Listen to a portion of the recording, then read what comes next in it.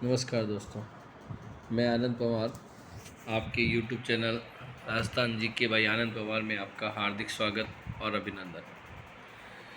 दोस्तों, कल हमने बात की थी राजस्थान की सीमा को लेकर के और उसके पड़ोसी राज्यों को और पड़ोसी देश को लेकर के, और उसके साथ कौन कौन से ज़िले लगते हैं या राजस्थान के कौन से ज़िले हैं वो किस राज्य के साथ लगते हैं, तो उसकी हमने बात की थी।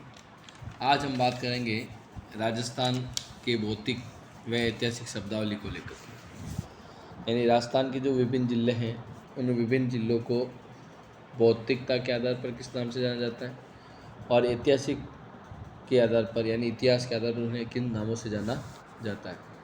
तो विभिन्न ज़िलों को है जो पहले और किसी नाम से जाना जाता था, तो उसी के बारे में आज हम यहाँ पर बात करेंगे।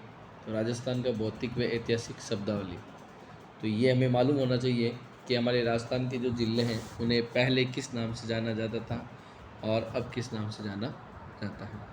ठीक है, तो यहाँ हम बात करते हैं सबसे पहले जांगल प्रदेश की। जांगल प्रदेश जो है वो वर्तमान में जो बीकानेर और जोधपुर है, बीकानेर और जोधपुर का कुछ भाग जो है वो जांगल प्रदेश के नाम से जाना जाता था। मुख्य रूप से बीकानेर का जो भाग है वो, ठीक है, तो बीकानेर और जोधपुर का कुछ हिस्सा, ठीक, वो जांगल प्रदेश के नाम से जाना जाता था। और उसके बाद में ये कुरु जांगला और बादरे जांगला, इसे दो नामों से जाना जाता था, कुरु जांगला और बादरे जांगला के नाम से। फिर हम बात करें नंबर 2 पर मत्स्य प्रदेश, यानी पहले मत्स्य प्रदेश है वो कौन कौन से थे? अलवर, भरतपुर, जयपुर और दौसा का कुछ हिस्सा। ठीक है, अलवर और भरतपुर तो थे ही, लेकिन जयपुर और दौसा का कुछ हिस्सा। हम यहाँ बात करें राजस्थान का जब एकीकरण हुआ था उस समय भी एक मत्स्य संघ था जिसमें अलवर, भरतपुर, धौलपुर और करौली था। ठीक है, वो मत्स्य संघ था, लेकिन ये जो मत्स्य प्रदेश है ये महाभारत काल के समय से भी है जो इसके मत्स्य प्रदेश के नाम से जाना जाता था। इसकी जो राजधानी थी वो थी विराटनगर। कौन सी? विराटनगर, जो आज के समय में जयपुर के अंतर्गत आता है। ठीक है, तो इसलिए मत्स्य प्रदेश जो है वो अलवर, भरतपुर, जयपुर और दौसा का कुछ हिस्सा जो मत्स्य प्रदेश के अंतर्गत आता है। ठीक है, उसके बाद हम बात करते हैं मारवाड़ की। मारवाड़ जोधपुर, पाली, जैसलमेर और बाड़मेर, यानी मुख्य रूप से जोधपुर को है जो मारवाड़ के रूप में जाना जाता है। तो मारवाड़, पाली, जैसलमेर और बाड़मेर ये है जो मारवाड़ के रूप में जाने जाते हैं। ढूंढाड़ में वर्तमान जयपुर, दौसा और ढूंढ नदी के आसपास का क्षेत्र, तो वहाँ पर भाषा भी है जो जयपुर की भाषा भी कौन सी है? ढूंढाड़ी। जयपुर की भाषा कौन सी है? ढूंढाड़ी भाषा है। ठीक है, जयपुर की भाषा कौन सी है? ढूंढाड़ी भाषा। आई बात समझ में? ढूंढाड़ प्रदेश है, तो ढूंढाड़ प्रदेश की भाषा कौन सी? ढूंढाड़ी। और ढूंढाड़ उसे क्यों कहा जाता है? क्योंकि ये ढूंढ नदी के आसपास का क्षेत्र है। तो ढूंढ नदी के आसपास का क्षेत्र होने के कारण उसे किस नाम से जाना जाता है? किस नाम से जाना जाता है? ये अपने ढूंढाड़ प्रदेश के नाम से। तो वर्तमान जो जयपुर है उस जयपुर को है वो ढूंढाड़ के नाम से जाना जाता है। ठीक है, उसके बाद में हाड़ौती। हाड़ौती जो है बारां, बूंदी, कोटा और झालावाड़, हाड़ौती प्रदेश है जो वर्तमान में ये जो 4 जिले हैं वो हाड़ौती प्रदेश के नाम से जाने जाते हैं। कोटा, बारां, बूंदी, झालावाड़, यानी कोटा संभाग जो है वो हाड़ौती प्रदेश के नाम से जाना जाता है। कौन सा? कोटा संभाग। कोटा, बारां, बूंदी और झालावाड़, तो कोटा संभाग जो है वो हाड़ौती प्रदेश के नाम से जाना जाता है। उसके बाद आता है वागड़। वागड़ है जो राजस्थान के डूंगरपुर और बांसवाड़ा, डूंगरपुर और बांसवाड़ा जो जिला है वो किस नाम से जाने जाते हैं? वागड़ के नाम से। ठीक है, डूंगरपुर और बांसवाड़ा किस नाम से जाने जाते हैं? वागड़ के नाम से। उसके बाद आता है अलवर। अलवर के अंतर्गत है ये मेवात जो प्रदेश है, मेवात प्रदेश जो है जिसमें अलवर और भरतपुर के जिले, यानी मेव जाति का आधिक्य होता है। मेवात प्रदेश में कौन सी जाति का आधिक्य है? मेव जाति का आधिक्य है, तो जिसमें अलवर और भरतपुर, ठीक है। अलवर और भरतपुर जो क्षेत्र है, अलवर और भरतपुर का जो क्षेत्र है वो इस मेवात के नाम से जाना जाता है। फिर हम बात करते हैं, अगला है सीवी जनपद। सीवी जनपद जो वर्तमान उदयपुर के आसपास का क्षेत्र, वर्तमान में उदयपुर के आसपास का जो क्षेत्र है वो सीवी जनपद के नाम से जाना जाता था, ठीक है। वर्तमान जो उदयपुर है उस उदयपुर के आसपास का क्षेत्र किस नाम से जाना जाता था? सीवी जनपद के नाम से। उसके बाद हम बात करें मेवाड़ की, तो मेवाड़ को मेदपाट के नाम से, प्रागवाट के नाम से भी जाना जाता है। तो मेवाड़ के अंतर्गत उदयपुर, राजसमंद, चित्तौड़गढ़, प्रतापगढ़ और भीलवाड़ा। मेवाड़ में कौन कौन से आते हैं? उदयपुर, राजसमंद, चित्तौड़गढ़, प्रतापगढ़ और भीलवाड़ा। और डूंगरपुर और बांसवाड़ा जो थे वो वागड़ के अंतर्गत, ठीक है।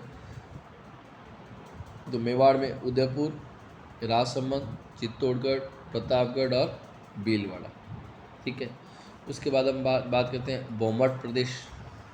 बोमट है वो प्रदेश जो है वो डूंगरपुर और उदयपुर का क्षेत्र, डूंगरपुर और उदयपुर का जो क्षेत्र है वो बोमट।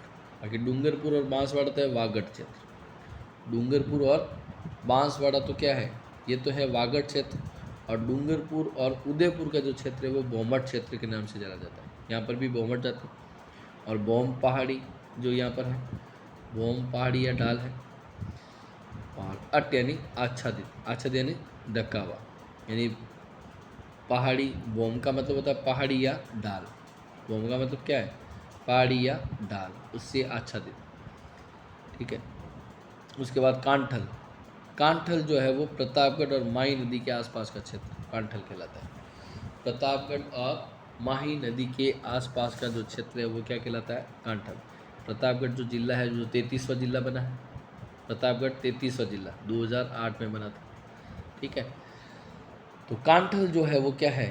प्रतापगढ़ और माही नदी के आसपास का क्षेत्र क्या कहलाता है? कांठल। ऊपरमाल, ये कई बार परीक्षा में पूछा गया, कांठल भी पूछा गया और ऊपरमाल भी पूछा गया।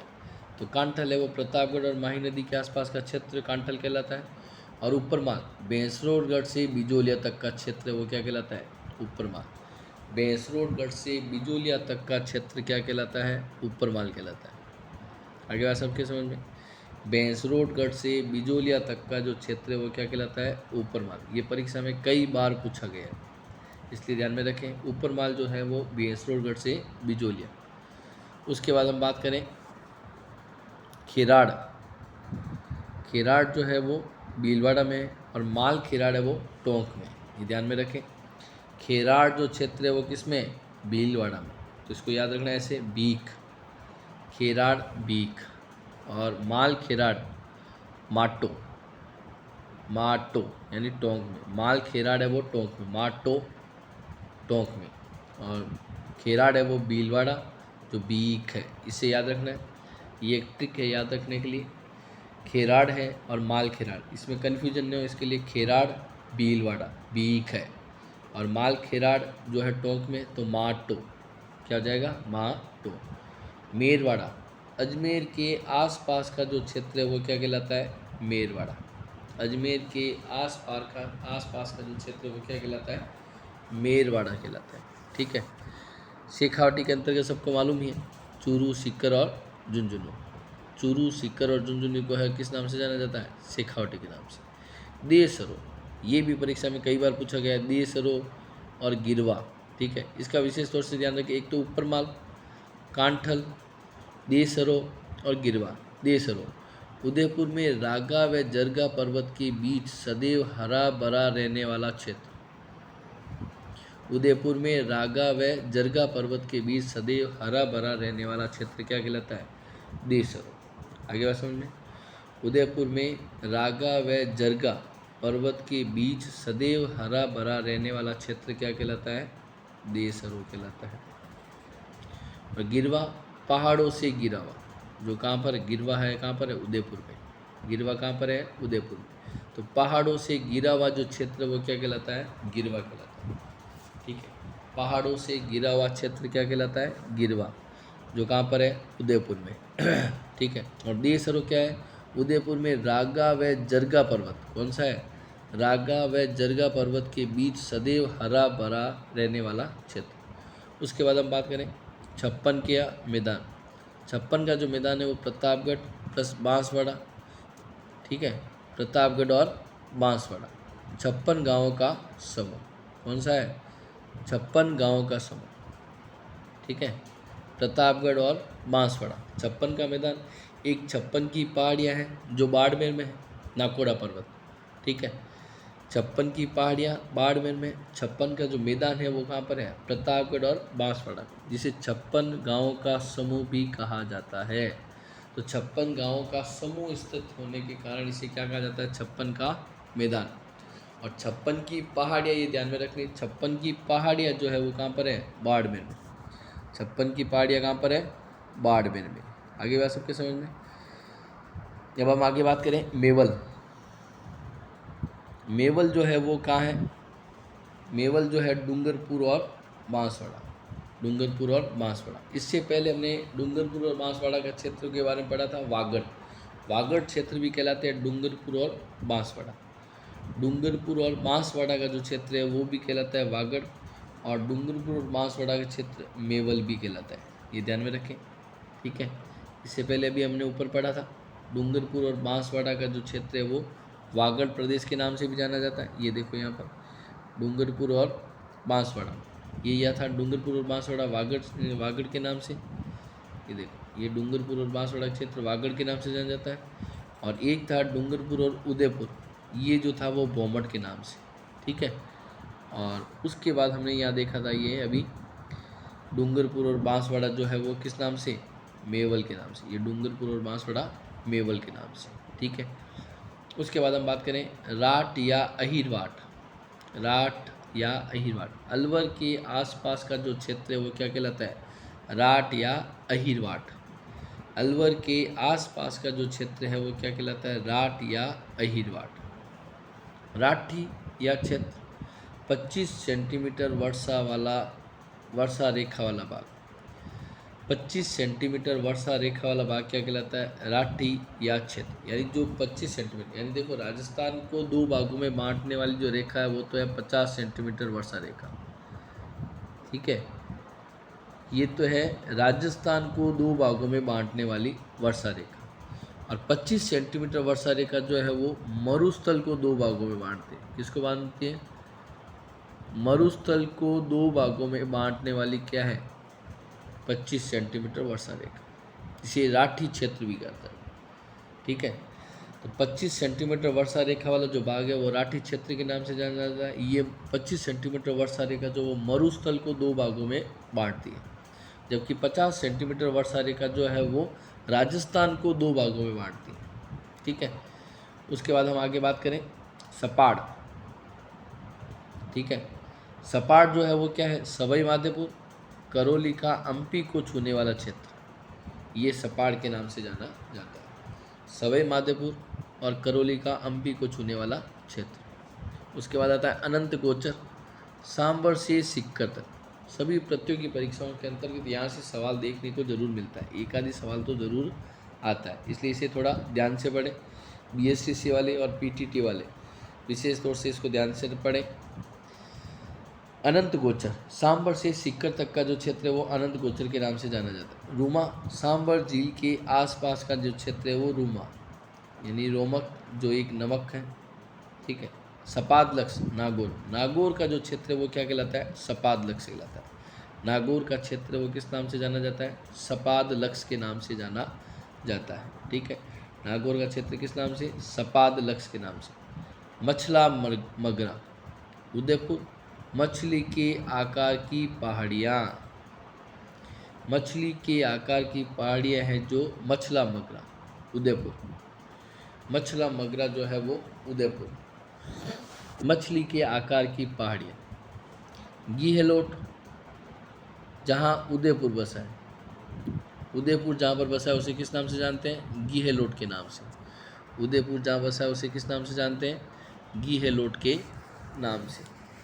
उसके बाद हम बात करें तो ये बरड़ जो है वो बूंदी का पश्चिमी पथरीला क्षेत्र, बूंदी का पश्चिमी पथरीला क्षेत्र जो है वो बरड़ के नाम से जाना जाता है। ठीक है, उसके बाद उत्तरमादी बिजोलिया के आसपास का क्षेत्र उत्तरमादी कहलाता है। जो विशेष है उसके बारे में, उसके ऊपर मैं ज़्यादा जोर देता हूँ। चंद्रावती, ये परीक्षा में कई बार पूछा गया। चंद्रावती सिरोही का है जो प्राचीन नाम है चंद्रावती। ठीक है, सिरोही का प्राचीन नाम क्या है?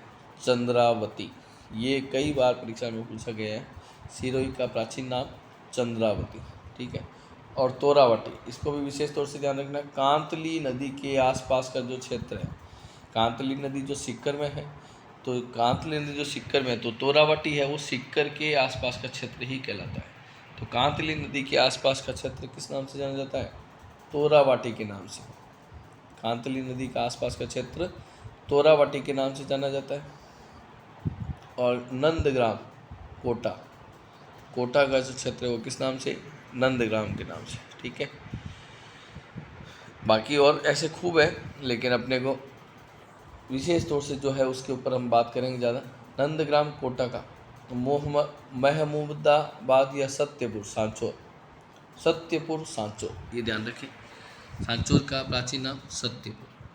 और मोहम्मदाबाद उदयपुर, मुगलों ने है जो ये इसका नाम रखा था मोहम्मदाबाद उदयपुर। उदयपुर का मोहम्मदाबाद नाम है जो किसने रखा था? मुगलों ने। गोपालपुरा या द्रोणपुर, चूरू का जो जिला जो है वो गोपालपुरा के नाम से जाना जाता है। श्रीमाल बीनमाल, ये भी कई बार परीक्षा में पूछा गया है। बीनमाल का जो प्राचीन नाम था वो क्या था? श्रीमाल। बीनमाल का प्राचीन नाम क्या था? श्रीमाल। और नागौर का अहिछत्रपुर, अभी हमने ऊपर पढ़ा था नागौर। सपादलक्ष्य जो था वो भी नागौर। ठीक है, सपादलक्ष्य ये भी क्या था? नागौर। ये देखो, ये भी हमने यहाँ पढ़ा था, ये सपादलक्ष्य नागौर। ठीक है, और यहाँ अभी हम यहाँ पढ़ रहे हैं कौन सा? अहिछत्रपुर। अहिछत्रपुर भी है वो कौन सा है? नागौर। ठीक है, गोपालपुरा तो है चूरू, और गोपाल पास है करौली। ठीक है, गोपालपुरा या द्रोणपुर तो कौन सा है? चूरू क्षेत्र है, और गोपाल पास है वो कौन सा है? करौली। नवनेरी या मेलपुर उपकेश पाटन, उपकेश पाटन ये ध्यान रखना, ये कई बार पूछा जाता है। उपकेश पाटन ओसिया, ओसिया को है वो उपकेश पाटन के नाम से भी जाना जाता है। ठीक है, उपकेश पाटन ओसिया। आलोर या साल्वपुर, आलोर या साल्वपुर अलवर। जाबालीपुर जालोर, जालोर के क्षेत्र को किस नाम से जाना जाता है? जाबालीपुर के नाम से। वृंदावती बूंदी, ब्रजनगर जालरापाटन, जालरापाटन ब्रजनगर। दीर्घवती डीग, सलीमाबाद शाहाबाद बारा। जम्बू अरण्य या रंतीदेव केशोराय पाटन। ठीक है, जम्बू अरण्य या रंतीदेव पाटन केशोराय पाटन, केशोराय पाटन बूंदी में है। ठीक है, केशोराय पाटन कहाँ पर है? बूंदी में। तो जम्बू अरण्य या रंतीदेव पाटन है वो केशोराय पाटन के क्षेत्र को। तो यहाँ पर अपने को विशेष तौर से जो ध्यान में रखना है वो एक तो इस क्षेत्र में उपकेश पाटन ओसिया। ठीक है, एक अहिछत्रपुर नागौर, और एक श्रीमाल बीनमाल, और एक जाबालीपुर जालोर। ये आपको विशेष तौर से याद होने चाहिए। ठीक है, इससे आगे अपन हम बात करें योद्रई। योद्रई जो है वो श्री गंगानगर और हनुमानगढ़ का क्षेत्र, श्री गंगानगर और हनुमानगढ़ का क्षेत्र क्या कहलाता है? योद्रई। ये भी कई बार पूछा गया। श्री गंगानगर और हनुमानगढ़ का जो क्षेत्र वो क्या कहलाता है? योद्रई। ठीक है, डांग क्षेत्र, एमपी से छूने वाले धौलपुर से चित्तौड़गढ़ के जिले, ये सब क्या है? डांग क्षेत्र कहलाते हैं। एमपी से छूने वाले धौलपुर से लेकर के चित्तौड़गढ़ तक के जिले सभी वो डांग क्षेत्र के अंतर्गत आते हैं।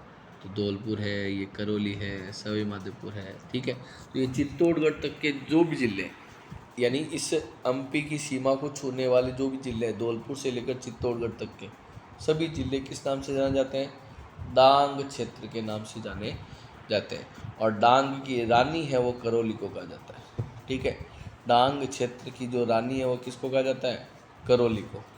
और डांग जो क्षेत्र है वो धौलपुर से लेकर के चित्तौड़गढ़, धौलपुर एक ऐसा जिला है जो उत्तर प्रदेश से भी सीमा बनाता है और मध्य प्रदेश से भी सीमा बनाता है। ठीक है, धौलपुर उत्तर प्रदेश से भी सीमा बनाता है और मध्य प्रदेश से भी सीमा बनाता है। तो एमपी से छूने वाले धौलपुर से चित्तौड़गढ़ तक के जिले वो डांग क्षेत्र के नाम से, और डांग की रानी जो है वो करौली है। उसके बाद माड, वल और दुगल ये है जैसलमेर के नाम से जाने जाते हैं। थली जिसको कहते हैं, गंगानगर, हनुमानगढ़, बीकानेर और चूरू का क्षेत्र है वो थली के नाम से जाना जाता है। ठीक है, गंगानगर, हनुमानगढ़, बीकानेर और चूरू ये थली के नाम से जाना जाता है। खींचीवाड़ा, Jhalrapatan, city of Wales, Jhalawar, 100 द्वीपों का शहर, इसको ध्यान में रखना, 100 द्वीपों का शहर कौन सा कहलाता है? बांसवाड़ा। 100 द्वीपों का शहर कौन सा है? बांसवाड़ा। और सिटी ऑफ वेल्स है वो झालावाड़ है। झालावाड़ को राजस्थान का चेरापूंजी भी कहा जाता है, राजस्थान का नागपुर भी कहा जाता है। चेरापूंजी अत्यधिक वर्षा के कारण और नागपुर अत्यधिक संतरों के कारण। ठीक है, और 100 द्वीपों का जो शहर है वो बांसवाड़ा, 100 द्वीपों का शहर बांसवाड़ा। मांडव्यपुर मंडोर को। ठीक है, उसके बाद हम बात करें ये मरु त्रिकोण और सेज, इसको भी विशेष तौर से ध्यान रखना। मरु त्रिकोण के अंतर्गत JJB क्या आता है? JJB यानी जैसलमेर, जोधपुर और बीकानेर। जैसलमेर, जोधपुर और बीकानेर। यहाँ ये एरो का जो चिन्ह लगा रखा है वो इसलिए लगा रखा है कि मरु त्रिकोण के अंतर्गत यानी राजस्थान के नक्शे के अंतर्गत ऊपर की तरफ जो आता है भाग बी, वो कौन सा है? बीकानेर आता है। ठीक है, तो बीकानेर आएगा मरु त्रिकोण में। और सेज इसमें JJB जो इसमें एरो का जो चिन्ह है वो नीचे की ओर दे रखा है, इसका मतलब है जो राजस्थान के नक्शे में नीचे के भाग में जो बी आता है वो, यानी जैसलमेर, जोधपुर, बाड़मेर।